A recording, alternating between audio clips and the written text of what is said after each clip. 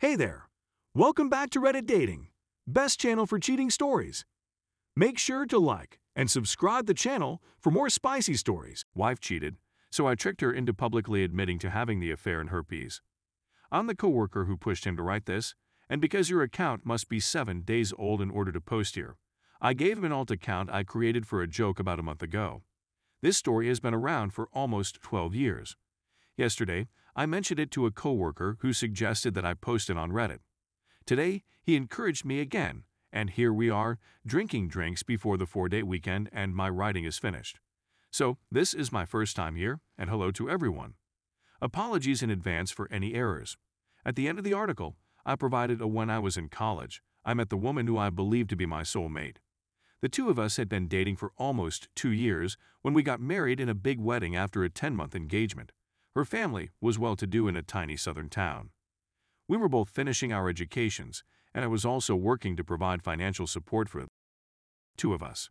During that time, I was working on a master's degree in engineering, while she was earning her PhD in anthropology. A summer job opportunity presented itself for her to earn some additional money by working as an aide on a religious studies trip to Jamaica over the summer months. After all, she was going to go to Jamaica and get paid for it. So I didn't see any drawback to it other than the fact that she would be missing her family while she was away for 6 weeks. I had no idea that she had been the professor, who had gone out with us, smoked my weed, and drunk my beer, so I considered him a buddy, who had booked the trip for them to bang all over the island for a couple of months. I was completely unaware of this at the time. I went through the weeks while she was away, completely naive and delighted, working additional shifts in order to match the amount she had earned in our account and surprise her. What a jerk, don't you think?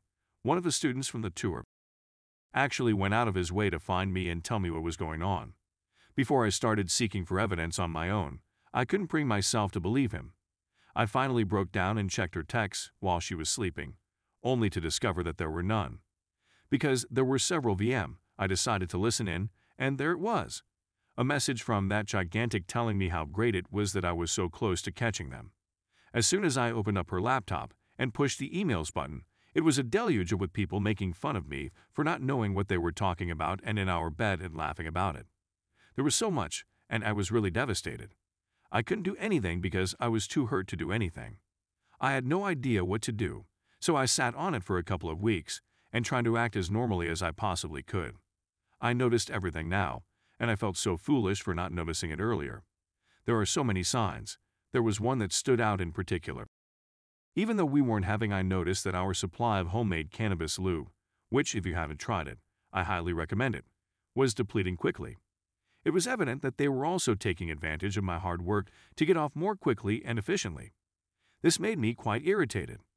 Hulk is absolutely insane, and not in a good way. It had all finally dawned on me.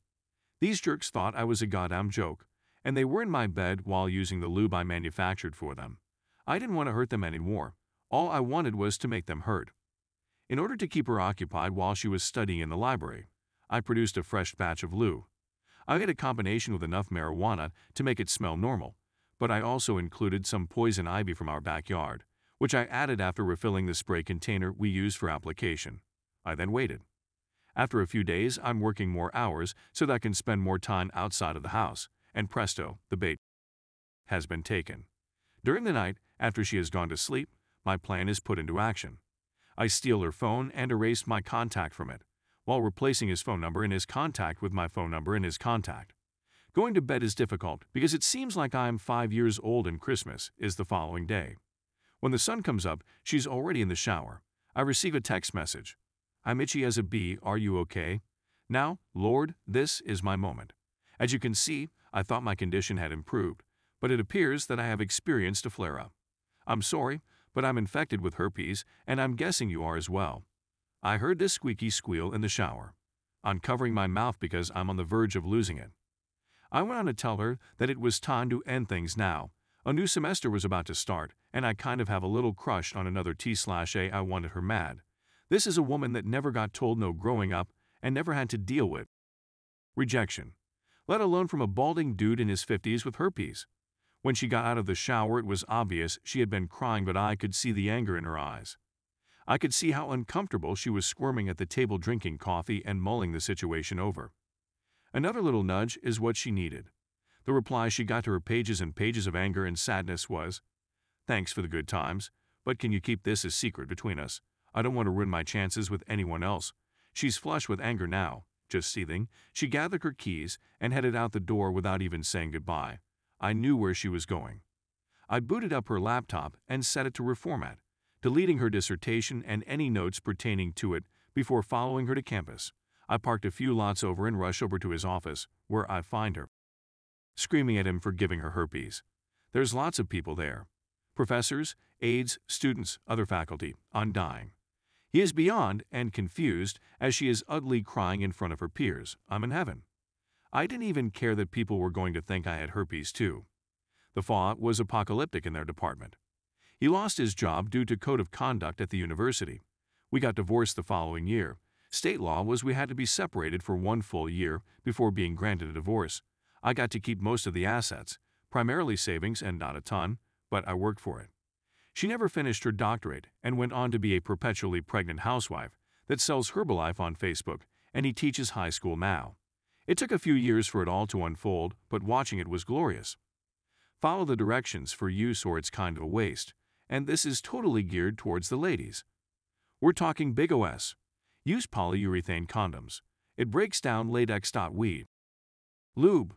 1/4 ounce flour or 1 gram CO2 extracted live resin preferred, 4 Oz MCT coconut oil, 216 Oz mason jars, 3 coffee filters. Only if flour is used. 2 drops tea tree oil. It really makes a difference. 30 leaves poison ivy. Small spray bottles, think perfume. Put oils in wax or flour in mason jar and heat in oven for 80 minutes at 240 degrees. Turn oven off and allow it to cool for about an hour. Strain through coffee filters if you used flour into the second mason jar, and then fill the spray bottles. Here's the instructions and description my current amazing wife wrote for a friend wanting to try it. At first, you can feel the warmth building up. Everything feels more intense to the touch. Walking become part of foreplay. The action causes more friction and heat to build up. As your spouse begins touching at your neck and shoulders, the warmth rises up your body, sending chills down your spine. Each touch becomes more euphoric than the last until foreplay is done. From there, enjoy complete euphoria in your partner's embrace. Application: 8-10 total sprays. Use 2-3 on your fingers at a time. Self-application: spray on fingers and massage around the clitoris and labia down toward your opening, working the oil inward towards your G-spot. To help with cramps, spray on tampon, insert, go, without tampon.